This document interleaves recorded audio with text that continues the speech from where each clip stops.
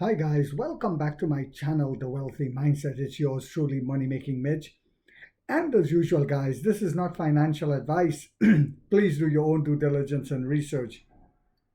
I've seen this happen before, not just with NEO, but let's use NEO as an example where the stock price was tanking. I mean, it went below $3 a share, and people were panicking and running to the hills. Money Making Mitch kept buying. And then Alibaba came and invested $1 billion, and that $1 billion is still invested into NEO. The stock started going up. 10 cent put $1 billion. It started going up even more. And then the Chinese government also put $1 billion at that time. And it skyrocketed. And people got happy, and then they started buying as it was skyrocketing and going higher and higher. That's when I sold some of my shares at $60. But I did not understand the business model at that time. Now I fully understand NEO's business model, and history is repeating itself. And I remember doing videos when the share price was around $25, and people were saying, well, Mitch, it's easy for you to talk about NEO because your average is $3.53 a share. But now that they're getting a chance to buy it around $3.76, 78 what are they doing? The same people who were saying that I was lucky are now also pooping in their pants and running to the hills. It is a mental state. This is why in the end of my videos I always say get rich or die trying. You must have that type of warrior mentality to where no one can shake you. So much so that you guys know I had 16,025 shares. I increased it now yesterday. I sold off all of my SoFi, all of my DD Global. I even took a loss on DD Global. I sold Halliburton, all of my shares. I took a small loss on that in order to buy more shares. And now I'm up to 20,208 shares. Whilst the sheep are panicking and shitting in their pants, I pulled my pants up and I kept buying. That's how much I truly believe in this company. Every penny will go into China. Every penny will go into NEO.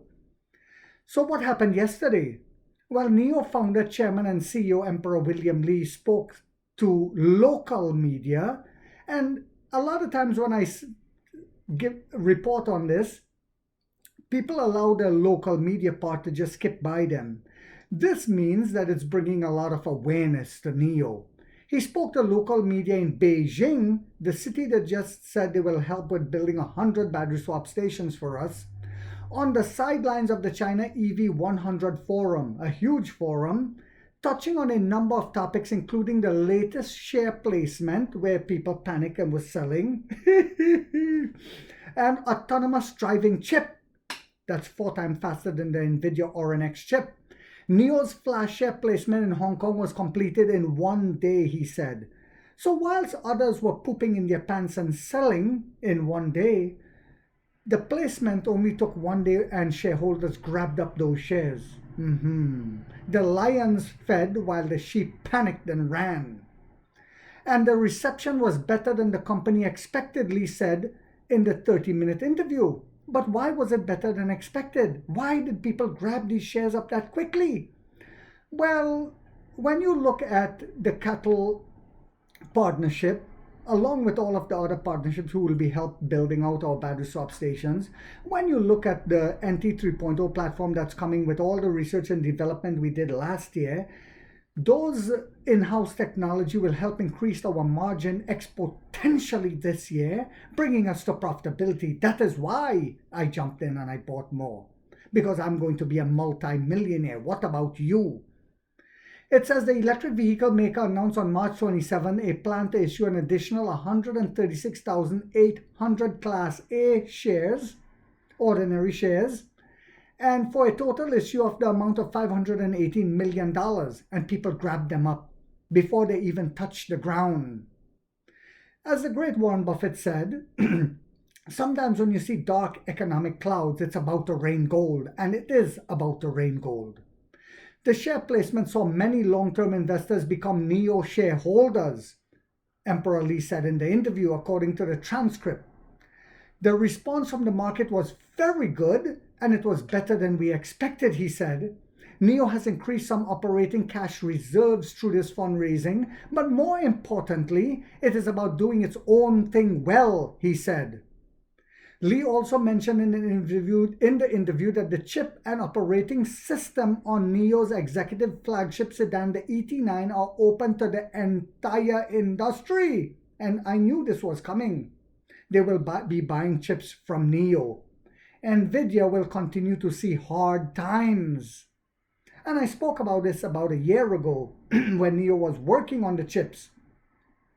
And welcome to be used by its peers. Chang'an, Cherry, Geely, SAIC, just to name a few. Some partners have already approached NIO regarding the operating system, he said. And I even spoke about that in the past, where they will be using our Skyos, which will replace Linux. We will be selling this to the EV industry in China. And the Chinese government is encouraging this with the tariffs. So the orange line is doing exactly what I wanted him to do, to push the entire world into China's arms. It is genius and it is beautiful for me.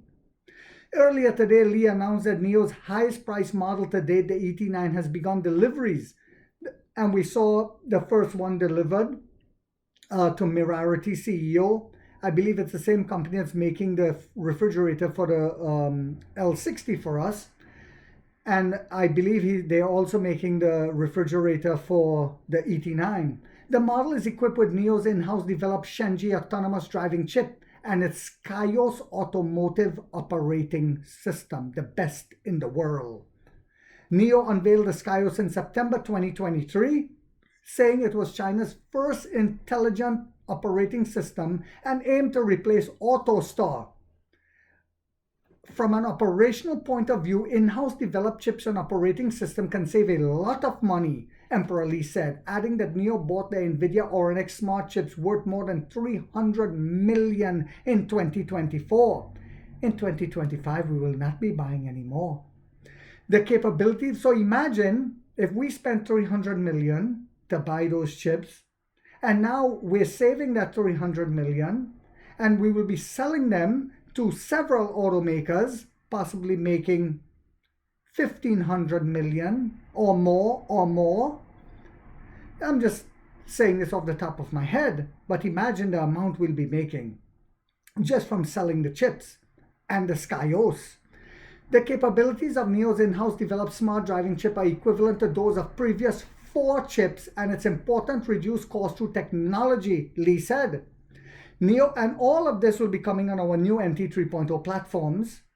The NIO will launch the ET5, ET5 Touring, EC6, EC6 facelifts this year, which will use the in-house developed chip, the Shenji autonomous driving chip, a move that will increase the gross margin by several percentage points compared to the previous use of its NVIDIA chips. Now you guys wonder why I went from 16,025 to 20,208 shares, and I will keep buying.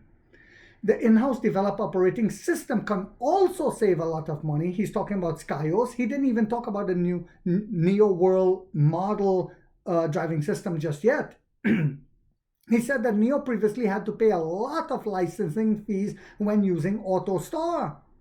He also mentioned the technical benefits of developing its own operating system. For example, the effects and latency performance of NIO's digital rearview mirror,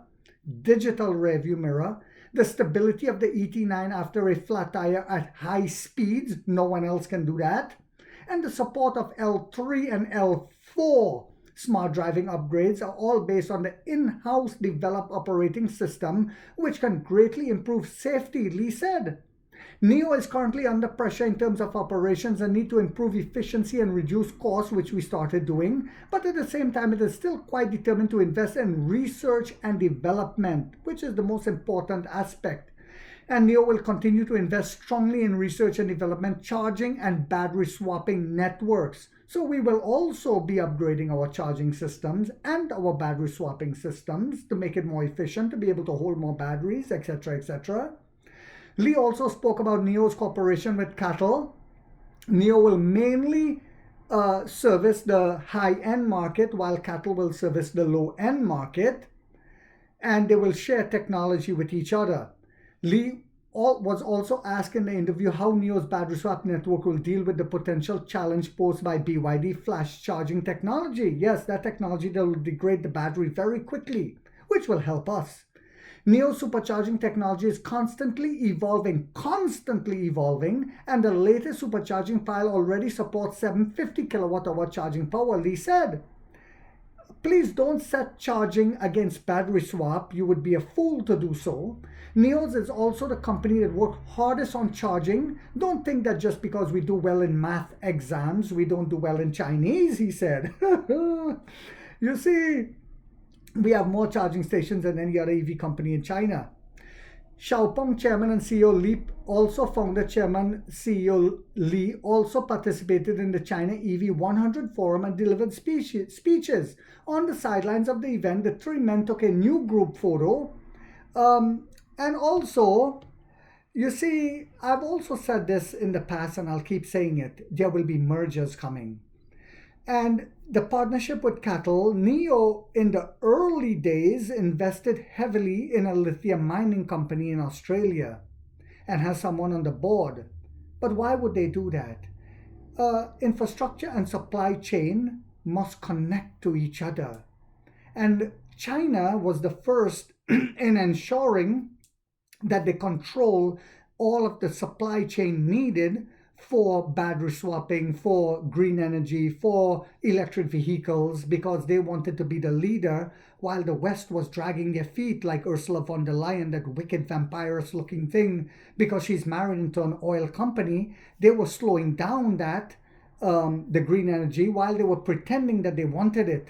And China took the lead. So I hope you guys found this video to be informational, inspirational, and motivational. If so, guys, don't forget to hit that thumbs up. It takes a lot of time to do these videos and the editing. And if you haven't yet subscribed, you might want to think about doing so, because in this channel, we are waking up the middle class for the first time to get a major piece of the pie from the ground level up as to how the game is played on Wall Street. And like 50 said, we get rich or we die trying, guys.